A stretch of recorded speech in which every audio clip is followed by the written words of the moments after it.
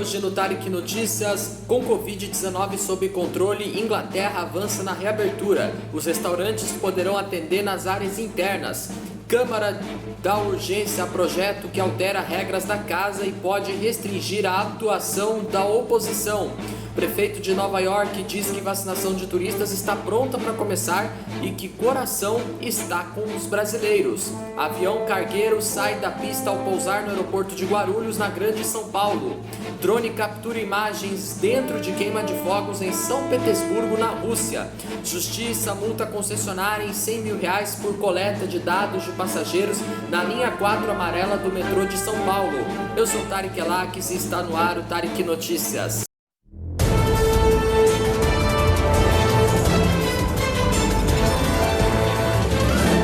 Boa noite.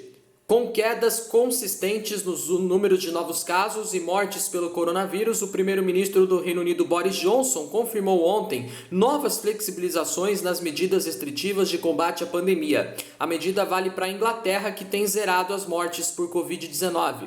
A partir do dia 17 de maio, próxima segunda-feira, as partes internas de bares e restaurantes poderão ficar abertas ao público. Cinemas e hotéis também vão reabrir. Simbolicamente, o abraço também fica permitido.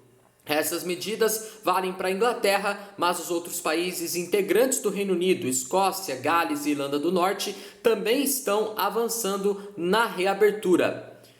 A Inglaterra, a Escócia e a Irlanda do Norte atingiram ontem o marco de nenhuma morte dentro do prazo de 28 dias desde um teste positivo para a Covid-19. É a primeira vez que isso acontece desde o dia 30 de julho. O país de Gales, porém, confirmou 4 mortes pela doença. Embora autoridades médicas britânicas admitam que o número de mortes permanecer zerado por muito tempo seja improvável, os especialistas comemoram os dados desta segunda como um claro resultado positivo da vacinação e dos confinamentos impostos no último pico do coronavírus. Estima-se que mais da metade dos britânicos tenham recebido ao menos uma dose das vacinas, 53% do total. Considerando a segunda dose, mais de 25% da população britânica está imunizada.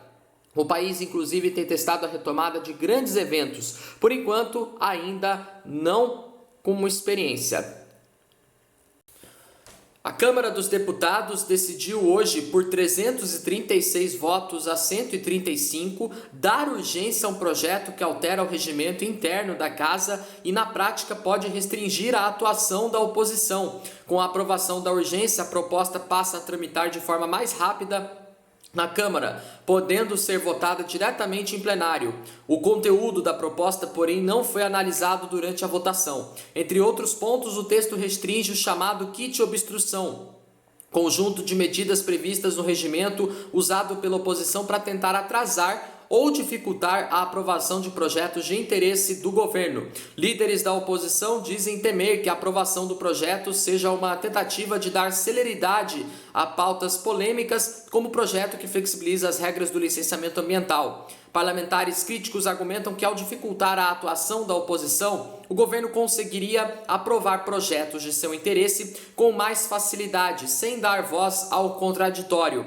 A oposição também critica a forma acelerada com que o projeto será analisado, argumentando que, por se tratar de uma ampla reforma regimental, deveria passar antes pela Comissão de Constituição e Justiça e depois por uma comissão especial. O projeto foi apresentado na terça-feira passada no sistema da Câmara. Antes da votação de hoje, a oposição se reuniu com o presidente da Câmara, Arthur Lira, do PP, para tentar chegar a um acordo sobre o tema. O deputado Marcel Van Hatten, do Novo, orientou o voto do partido contrário à urgência do texto. Ele ressaltou que alguns instrumentos, como a apresentação dos destaques, ficarão prejudicados com as mudanças, reduzindo as possibilidades de participação de minorias. A líder do PSOL na Câmara, Thalíria Petroni, disse que o projeto é um dos maiores ataques recentes à democracia interna da Câmara. O líder Ricardo Barros, do PP, defendeu o projeto e orientou o voto favorável do governo à urgência da tramitação. Durante a sessão, o presidente da Câmara, Arthur Lira, do PP, disse que não há falta de transparência e que não haverá votação na calada da noite. O prefeito de Nova York, Bill de Blasio, disse hoje em entrevista a jornalistas que o plano de vacinar turistas em pontos conhecidos da cidade está pronto para começar e já tem a aprovação do governo estadual para seguir adiante. Ele comentou que o turismo é a parte vital da economia da cidade e que a campanha vai ajudar na retomada. Os postos de vacinação para turistas estarão localizados em lugares como a Times Square, o Central Park e a Ponte do Brooklyn, entre outros. Ao responder à pergunta da TV Globo, de Blasio disse que o coração está com os brasileiros. De Blasio também disse que não teme a reação contrária da população local pelo uso de recursos públicos para financiar a vacinação de turistas. Não há restrições de viagens entre as diferentes cidades dos Estados Unidos, mas o país ainda adota restrições rígidas para viajantes provenientes de países onde a pandemia está em situação mais grave, como o Brasil.